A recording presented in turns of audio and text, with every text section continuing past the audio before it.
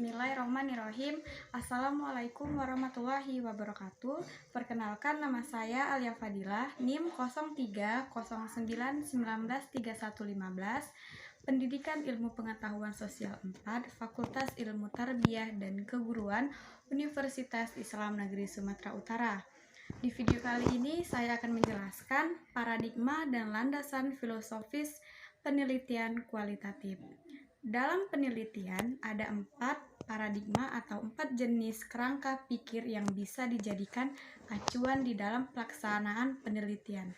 Keempat paradigma itu ialah yang pertama, paradigma positivistik atau post-positivistik. Yang kedua, ada paradigma konstruktivis. Yang ketiga, ada paradigma transformatif. Yang keempat, ada paradigma pragmatik.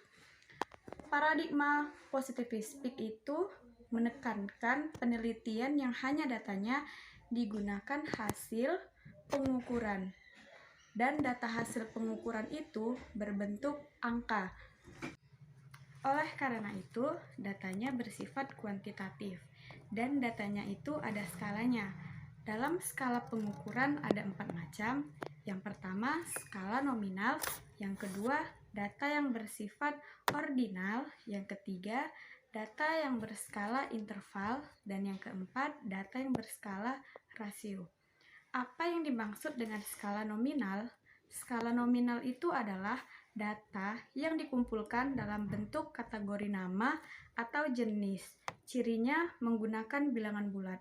Yang kedua, adapun data yang berskala ordinal itu seperti ranking atau peringkat. Yang ketiga, data interval, data yang hasil tes. Ciri utama data interval, bilangan 0 itu tidak menunjukkan pada arti nihil. Artinya, bisa saja hasil tes memperoleh 0, tapi bukan berarti yang dites itu tidak sama sekali tidak memiliki kemampuan atau pengetahuan.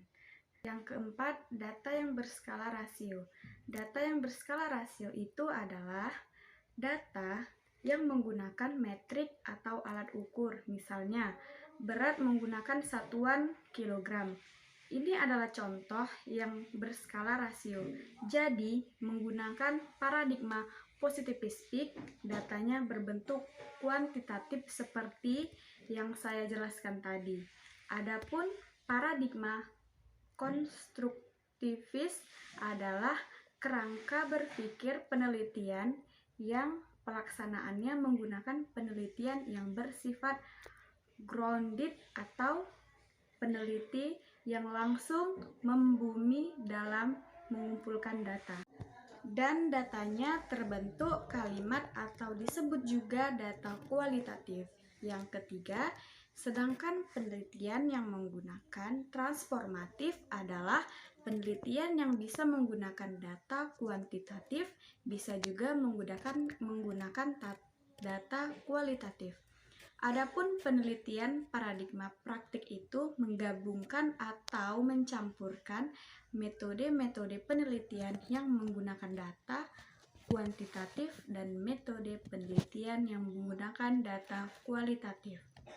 Apa sih metode-metode yang termasuk ke dalam paradigma kuantitatif?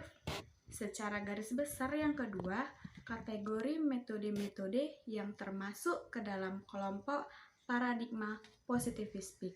Ketika penelitian meneliti di saat ini, maka metode penelitian itu disebut deskriptif. Paradigma konstruktivis, penelitian menggunakan data yang berbentuk kalimat. Metode yang digunakan adalah metode penelitian kualitatif. Sedangkan paradigma transformatif, pelaksanaan penelitian yang menggunakan paradigma transformatif. Itu juga ada beberapa metode, diantaranya adalah di penelitian kualitatif. Yang terakhir adalah paradigma pragmatis, yang metode penelitiannya itu menggunakan metode-metode campuran. Mungkin itu saja yang dapat saya sampaikan. Demikianlah penjelasan mengenai paradigma penelitian.